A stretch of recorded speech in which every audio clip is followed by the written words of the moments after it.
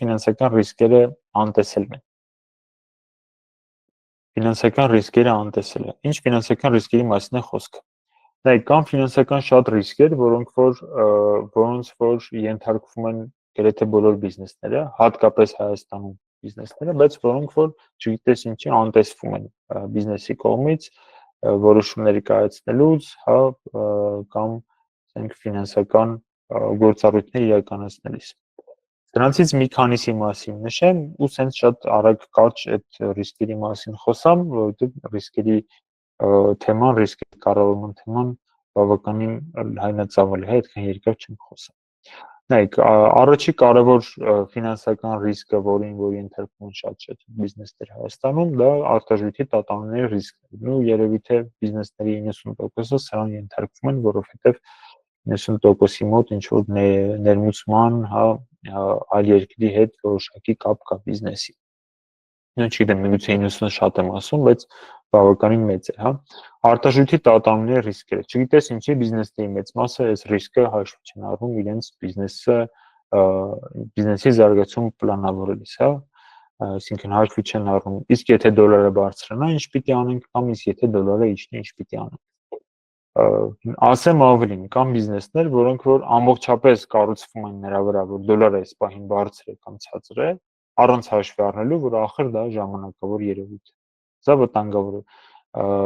Երկարաժամկետ կտրվածքով շահութաբեր բիզնես ունենալու համար արտարժույթի տատանումները պետք է հաշվի առնել, հատկապես եթե դուք գործ ունեք դրսի հետ, այսինքն ներմուծում եք, արտահանում եք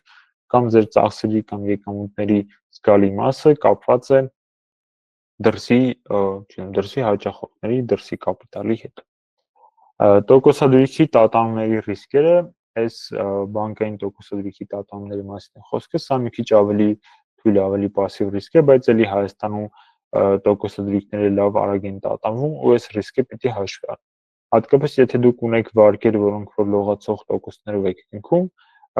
այս միշտ պիտի հաշվի առնել, հա, այսինքն ձեր հետագա ֆինանսական պլանավորման մեջ միշտ ունեցեք սցենար, իսկ ինչ կլինի, եթե վարկի տոկոսադրույքը բարձրանա։ Արդյոք ես կմնամ շահութաբեր, եթե վարկի տոկոսադրույքը բարձրանա, ասենք 3%-ով բարձրանա։ Արդյոք ես կմնամ շահութաբեր։ Դա նույնպես պետք է միշտ հաշվի առնել, հա։ Մյուսը պահանջարկի տատանումները ու բիզնեսի ծախսատեսման կետի հաշվարկը։ Բիզնեսի ծախսատեսման կետը հետևյալն է, հա, ուրեմն վաճառքի այն ծավալը, որի դեպքում դուք այսպես ասած 0 կկանգնեք։ Վաճառքի այն ծավալը, որի դեպքում դուք ոչ շահույթ կստանաք, ոչ վնաս կստանաք, 0 կլինի, հա, շահույթը։ Ինչի է սա կարևոր, հա, պետք է հասկանալ, թե եթե մեր հա, շուկան տատանում ունեցավ, մեր պահանջարկը զգալիորեն տատանվեց, այսինքն հաճախորդների քանակը զգալիորեն ինչ որ պահի ժամանակավորապես թեկուզ ընկավ, հա, այդ կարող է լինել սեզոնային, ինչ որ չեպեների կամ այլ մեզնից չկախված իրավիճակների պատճառով։ Որ դեպքում, մինչև որտեղ ես կարող եմ, այսպես ասած, դիմակայել, հա, պահանջարկի որ մակարդակում ես դեռևս 0 կլինեմ, որտեղից հետո արդեն կսկսեմ մինուս գնալ։ Ինչի է սա կարևոր, որովհետև եթե մենք էլի երկար նայենք բիզնեսին, հա, ու տեսնենք, որ մեր շուկայում տատանումները, պահանջարկի տատանումները շատ բարձր են, հա, շատ ավերև ներքև լինում ու օրինակ սեզոնային բիզնեսի վրա օրինակ բերում, հա, օրինակ տարվա ինչ որ մի հատվածը 4 ամիս մենք ունենում ենք բան, պահանջարկի այնպիսի մակարդակ, որտեղ մինուս ենք գնում, մենք պիտի մեր ֆինանսական պլանավորման մեջ այդ հաշվի առնենք, որ մենք տարվա մեջ 4 ամիս մինուս ենք գնալու, այսինքն տարվա մեջ 4 ամիս մենք պիտի ավելի շատ փող ծախսենք, քան եկամուտ ենք ստանալու ու դրա ռեզերվը պիտի ունենանք, հա,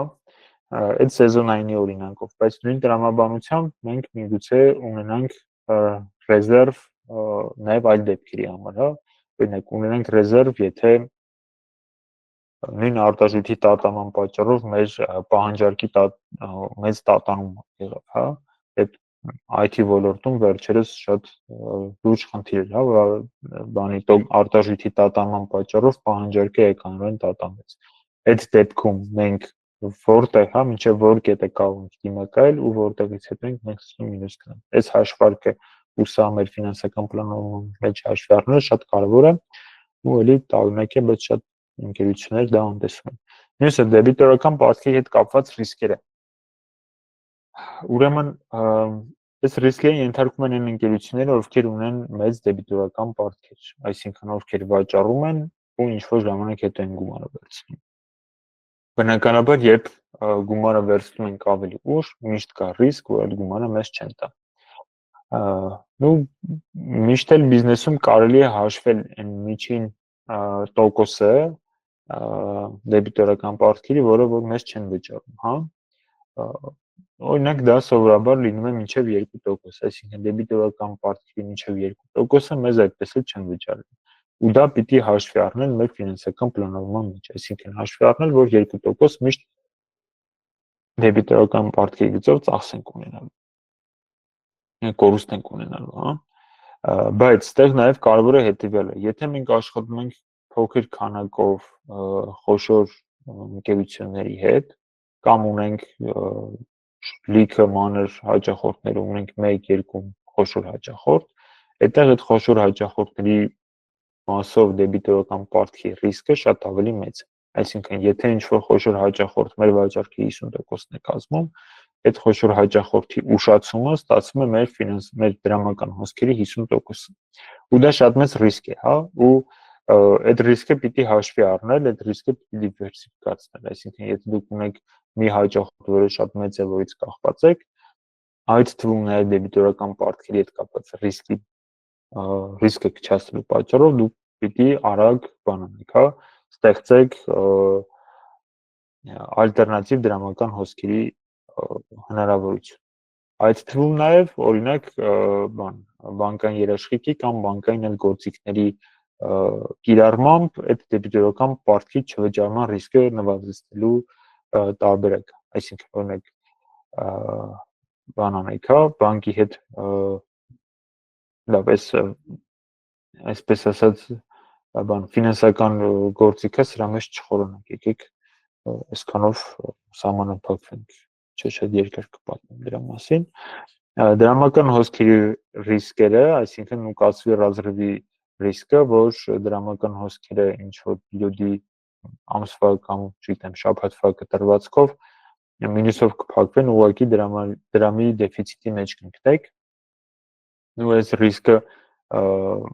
շատ վտանգավոր է, որովհետև եթե սա երկար տևեց,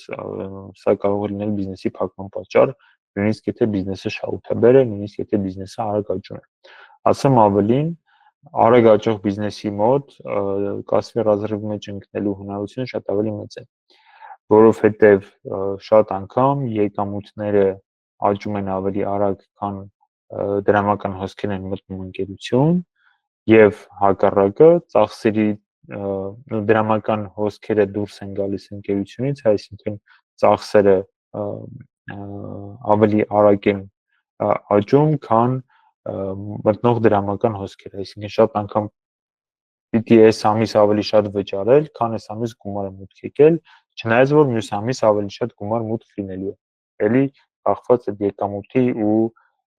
դրա հետ կապված ֆինանսական հոսքերի ֆինանսական ներհոսքերի ժամանակային տարբերության հետ, հա։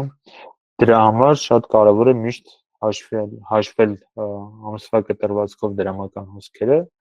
պլանավորել դրամական հոսքերը ու այնտեղ որտեղ դուք տեսնում եք, որ ռիսկ կա, որ փողը կպրծնի, ինչ որ վճարումներ չեք հասցնի անել, չեք կարողանա անել, այդտեղ պիտի նախորոք այդ բանը փակել, հա, այդ ռիսկը փակել։ Օրինակ վերցնել վարկայնգից, որը որ այդ նեղ իրավիճակներում կարելի է օգտագործել ուրիշ իրավիճակներում բանեք, հա, վարկայնգիծը փակեք, ձեռք տաք։ Օրինակ ունենալ նույն ռեզերվը, հա, որի մասին խոսեցինք, ունենալ անվտանգության ռեզերվ, որին կարող եք ձեռք տալ, եթե sense կասվի ռազրվի մեջ եք։ Ու հարկային ռիսկերը էլի տարօրինակ է, բայց շատ ընկերություններ անտեսում են, իսկ Հայաստանում հարկային ռիսկերը եւ բան, հա, ռիսկի ի հայտ գալու հավանականության իմաստով եւ ռիսկի մեծության իմաստով բավականին լուրջ ռիսկեր են։ Հատկապես այս վերջի տարին ցույց տվեց, որ այդ պետությունը ներն է ընկնում, հարկային ստուգումների կամ հարկային խիստ բաների, հա, սանկցիաների տակ կարող են ընկնել նո պրակտիկի բոլոր ընկերությունները։ Դրա համար հարկերի ճիշտ պլանավորումը, հարկերի ճիշտ հաշվառումը եւ բանը, հա, հարկերի տեսանկյունից ռիսկային գործարքներ չանելը շատ կարեւոր է։ Սրան պիտի ուշադրություն դարձնել, պիտի միշտ բան անել, հա, ցանկացած ոչ ստանդարտ գործարք անելիս միշտ խորհրդակցել հաշվապահի հարկային մասնագետի հետ, որպեսզի այստեղ հանկարծ լուրջ խնդիրների առաջ չկանգնենք։ Այս էլ 6-րդ տարածված սխալը ֆինանսական ռիսկերը անտեսելը։ Ինչ պետք է անել այս ռիսկերի մասով, ասենց ընդհանուր, եթե ասեմ, նո առաջինը ռիսկերի կառավարման հիմունքները պետք է սովորել, այսինքն այս ամեն ռիսկի մասով պետք է սովորել ինչ այդ ռիսկը ինձ ներկայացնում, ինչպես դա պետք է կառավարել, սա ուղղակի գիտելիք է, որ պետք է ձեռք բերել։ Վերլուծել թե որ ռիսկերն են ձեր բիզնեսի համար ամենաակտուալը, մշակել ամեն ռիսկի համար կառավարման կանոնակարգ, այսինքն օրինակ արտարժութային ռիսկը մենք ոնց պիտի կառավարենք, հա, ինչ ցուցանիշներ պետք է մենք ամեն օր, ամեն շաբաթ, ամեն ամիս կամ տարեկան կտրվածքով վերլուծենք, ստուգենք, որ ցուցանիշները պիտի կանխատեսենք, հաշվենք, սա պիտի լինի կանոնակարգի տեսքով։ Ու առնվազն տարեկան մեկ անգամ խորհրդակցել ֆինանսների կառավարման մասնագետի հետ երկրորդ կարծիք ստանալու համար։ Այս կարևոր, ասենց թվում է թե փոքր բան է, բայց շատ կարևոր է նույնիսկ եթե դուք ռիսկերի կառավարման հիմունքներին տիրապետում եք, հա, ռիսկերի կառավարմամբ զբաղվում եք, այդ ռիսկերը փակում եք